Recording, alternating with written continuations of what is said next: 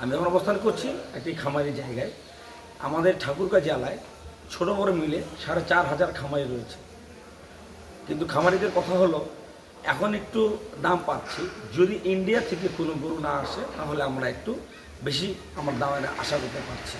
পিছন দেখতে পাচ্ছেন এখানে কিন্তু 2 থেকে 300 গরু রয়েছে। এখানে কিন্তু এরা গরু এই বছরেই কিন্তু বিক্রি করবে, বিক্রি করার পরে আবার তারা কিন্তু ছোট গরু কিনে 1 বছরের মধ্যে ভালো করবে।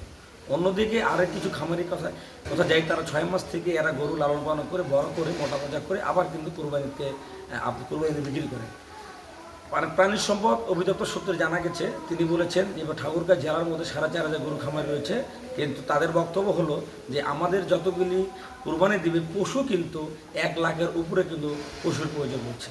আপনারা সাথে থাকুন, আমি দেখার চেষ্টা করছি গরু খামারিদের চিত্র।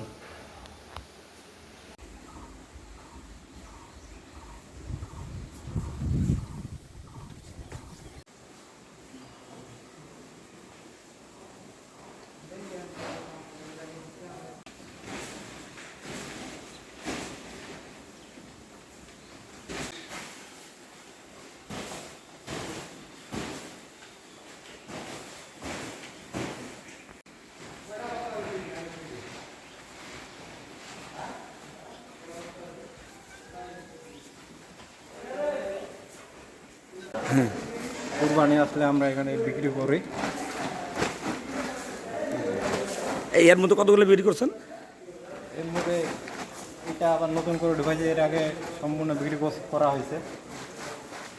এখন এটা পালবো 1 বছর, আগামীতে বিক্রি করবেন? আগামীতে বিক্রি হবে। ওকে।